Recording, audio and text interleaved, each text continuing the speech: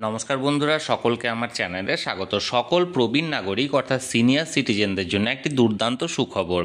অবশেষে প্রবীণ নাগরিকদের জন্য সরকার নিল একটি যুগান্তকারী পদক্ষেপ। এবার থেকে প্রতিটি প্রবীণ নাগরিককে আর্থিক সহায়তা প্রদান করবে সরকার, যাতে করে প্রবীণরা এবার থেকে নিজেদেরকে শারীরিকভাবে সুস্থ রেখে সমাজে মাথা উঁচু করে বাঁচতে পারে সেই উদ্দেশ্যে। কিভাবে এই আর্থিক সহায়তা পাবেন সরকারের কাছ থেকে, কোথায় আবেদন করবেন, কিভাবে আবেদন করবেন এবং কোন কোন ডকুমেন্টস প্রয়োজন হবে আবেদন করার ক্ষেত্রে, সকল কিছু নিয়ে আজকের ভিডিওতে বিস্তারিতভাবে আলোচনা করব।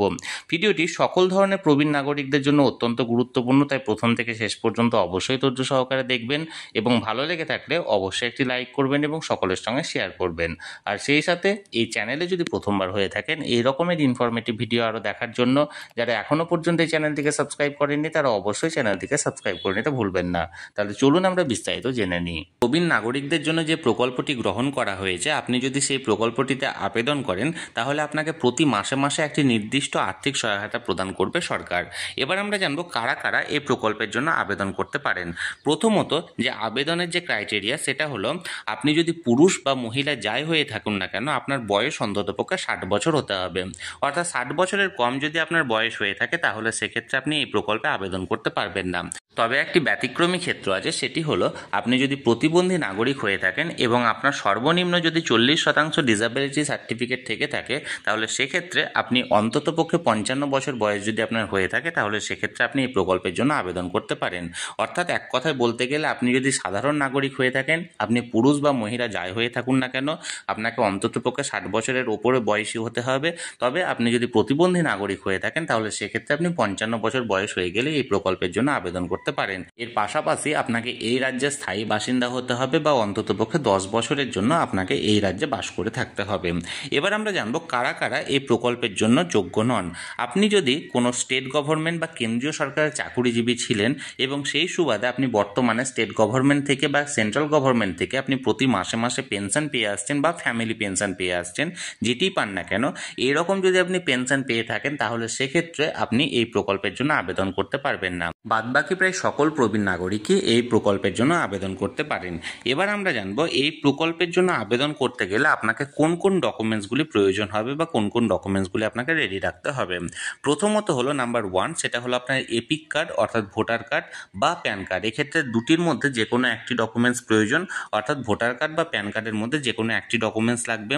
এবং সেই সাথে সাথে অবশ্যই কম্পালসারি যে 4টি ডকুমেন্টস লাগবে সেগুলি হলো আপনার আধার কার্ড, তার সাথে সাথে আপনার ইনকাম সার্টিফিকেট। এই ইনকাম সার্টিফিকেটটি যদি আপনি আয়কর প্রদান করে থাকেন তাহলে সেক্ষেত্রে ফর্ম 16টা আপনি সাবমিট করবেন।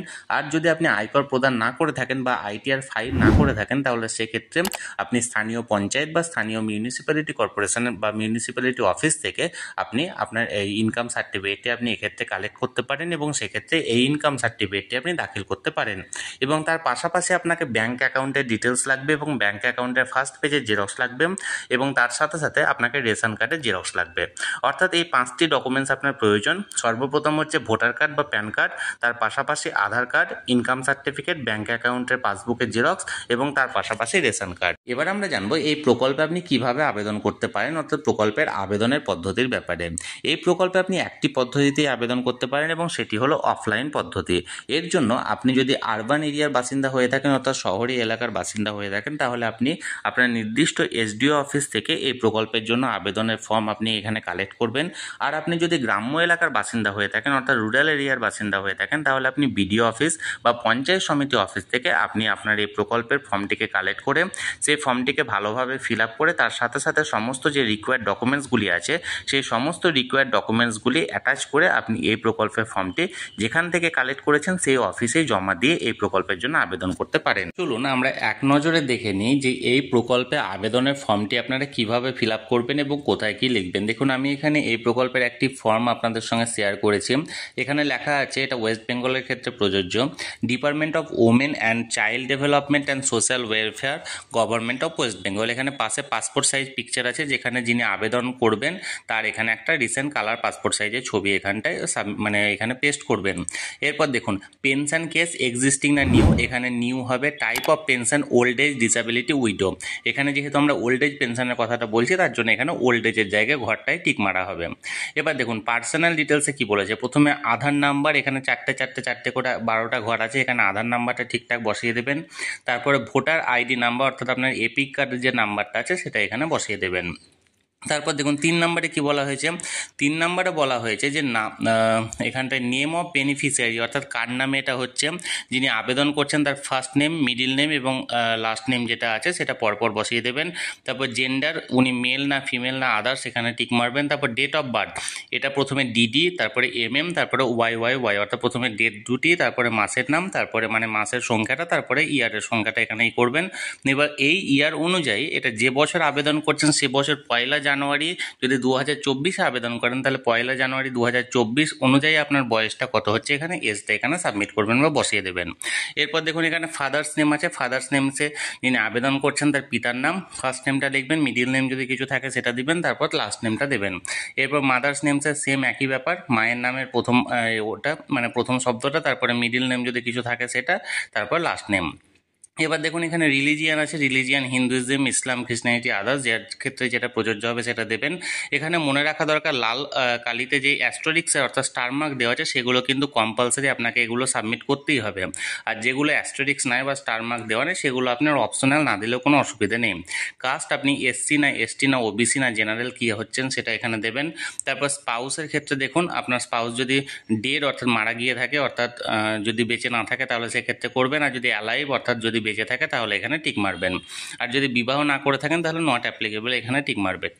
এবার দেখুন স্পাউস নেম যদি বেঁচে থাকে তাহলে সেক্ষেত্রে আপনার এখানে স্পাউসের নেমটা দেবেন। মান্থলি ফ্যামিলি ইনকাম অর্থাৎ যিনি আবেদন করছেন তার পরিবারের প্রতি মাসের ইনকাম কত সেটা এখানে দিতে হবে। এরপর দেখুন কন্ট্যাক্ট ডিটেলসে প্রথম হচ্ছে হাউস বা প্রেমিসেস নাম্বার যেটা আছে সেটা দেবেন। তারপরে ভিলেজ বা এখানটায় টাউন নেম বা সিটি যেগুলো আছে সেগুলো দেবেন। জিপি অর্থাৎ গ্রাম পঞ্চায়েত বা ওয়ার্ড নাম্বার, মিউনিসিপ্যালিটি বা ব্লক বা police station, post office, sub division যার ক্ষেত্রে যা হবে সেগুলো এখানে দেবেন। ডিস্ট্রিক্ট, পিন নাম্বার, স্টেট, শেষে দেখবেন মোবাইল নাম্বার আছে, মোবাইল নাম্বারটা এখানে পুট করবেন। ইমেল আইডি যদি কিছু থাকে সেটা এখানে লিখে দেবেন। এবার দেখুন এখানে অ্যাকনোলেজমেন্ট কপি আছে, এই অ্যাকনোলেজমেন্ট কপিটা এখানটায় acknowledgement number, date, name, type of pension কী হচ্ছে যেখানে আপনি জমা দেবেন তারা এখানটায় মানে এটা ফিল আপ করবে, এটা আপনাকে করতে হবে না। এবার দেখুন তারপরে দেখুন ফর ডিসএবিলিটি পারসন পেনশন, যদি এক্ষেত্রে সেই ব্যক্তি মানে ওল্ড এজের পাশাপাশি যদি ডিসেবলও হয় অর্থাৎ মানে হ্যান্ডিক্যাপ্ট পারসন হয়ে থাকে সেখানে তাকে এটা ফিল আপ করতে হবে। এটা যদি কোনো হ্যান্ডিক্যাপ পারসন না হয়ে থাকেন তাহলে সেক্ষেত্রে এই কলামটা ফিল আপ করার দরকার নেই। অর্থাৎ ওল্ড এজ তার পাশাপাশি যদি হ্যান্ডিক্যাপ থাকেন তাহলে এটা তার ক্ষেত্রে প্রযোজ্য আছে। এবার দেখুন পার্সেন্টেজ অফ ডিসএবিলিটি কত পার্সেন্ট আছে সেটা দেবেন। ইস্যুইং অথরিটি অর্থাৎ কে ইস্যু করেছিল সেটা দিতে হবে। এবার পরের যেগুলো সেগুলো সবাইকে ফিল আপ করতে হবে, সেটা হলো ব্যাঙ্ক অ্যাকাউন্ট ডিটেলস, ব্যাংকের নাম, তারপর ব্যাংকের ব্রাঞ্চ, অ্যাকাউন্ট নাম্বার এবং আইএফসি কোড, এটা অবশ্যই এই 4টে জিনিস ফিল আপ করতে হবে, না হলে আপনার টাকাটা আসবে না। এবার এনক্লোজার লিস্ট অর্থাৎ কী জিনিস এখানে এনক্লোজ করতে হচ্ছে দেখুন, copy of Aadhaar self attested অর্থাৎ আধার কার্ডের জেরক্স আপনাকে দিতে হচ্ছে, কপি অফ রেশন কার্ড এটাও দিতে হচ্ছে, কপি অফ ইনকাম সার্টিফিকেট বলতে আপনার যদি আইটিআর ফাইল করে থাকেন তাহলে দেবেন, আর যদি না থাকে তাহলে পঞ্চায়েত বা মিউনিসিপ্যালিটি থেকে যেটা দেয় সেই ইনকাম সার্টিফিকেটগুলো নিয়ে আপনি এখানে সাবমিট করবেন। এবার দেখুন কপি অফ ব্যাঙ্ক পাসবুক মানে পাসবুকের ফার্স্ট পেজের জেরক্সটা, নমিনেশন ফর্ম এটা এখানে দিতে হবে, এছাড়া copy of voter ID, copy of disability certificate, copy of husband death certificate যদি মারা গিয়ে থাকে তাহলে সেক্ষেত্রে এটা শুধুমাত্র উইডো পেনশনের ক্ষেত্রে প্রযোজ্য। এবার দেখুন এখানটায় কি বলেছে, এক্সামিনেশন বা যে এটা আছে প্লিজ স্পেসিফাই, এগুলো করার পরে declaration if Aadhaar card has been provided, এগুলো মানে সমস্ত কিছু দেওয়ার পর বেনিফিশিয়ারি সিগনেচার যেখানে আছেন যিনি আবেদন করছেন তিনি এখানে সিগনেচার করে দেবেন। এবার শেষের দিকে দেখুন, শেষে এখানটায় ফর অফিস ইউজ অনলি বলে দেওয়া যেটা আছে সেটা আপনাকে করতে হবে না, সেটা আপনি আবেদন করার পর আপনাকে যিনি যাকে যেখানে জমা দিচ্ছেন সেই জমা দেওয়ার ব্যক্তি অর্থাৎ সেই অফিসার এখানে সমস্ত কিছু ফিল আপ করে আপনাকে এখানটায় তার একটা এটা কেটে আপনাকে রিসিপ্ট হিসাবে এটা দেবে। এটা করার দরকার নেই আপনাকে, এটা ওনারাই করবে। আর বাদবাকিগুলো সমস্ত কিছু নিয়ে আপনি আপনার স্থানীয় বিডিও অফিস বা স্থানীয় যে অফিস থেকে আপনি করবেন আপনার ক্ষেত্রে যেটা প্রযোজ্য সেখানে গিয়ে। তাহলে বন্ধুরা, প্রবীণ নাগরিকদের জন্য প্রযোজ্য এই প্রকল্পটির ব্যাপারে আজকের ভিডিওতে আমি আপনাদেরকে বিস্তারিত জানানোর চেষ্টা করলাম। এই নিয়ে যদি আপনাদের কোনো প্রশ্ন থাকে অবশ্যই কমেন্ট করুন, আমি চেষ্টা করব আপনাদের সকলের প্রশ্নের যথাযথ উত্তর দিতে। আর এই ভিডিওটি ভালো লেগে থাকলে অবশ্যই একটি লাইক করুন এবং সকলের সঙ্গে শেয়ার করুন। আর সেই সাথে এই চ্যানেলে যদি প্রথমবার হয়ে থাকেন এই রকমের ইনফরমেটিভ ভিডিও আরও দেখার জন্য যারা এখনও পর্যন্ত এই চ্যানেলটিকে সাবস্ক্রাইব করেননি তারা অবশ্যই চ্যানেলটিকে সাবস্ক্রাইব করে রাখুন। ধন্যবাদ, দেখা হচ্ছে পরের ভিডিওতে।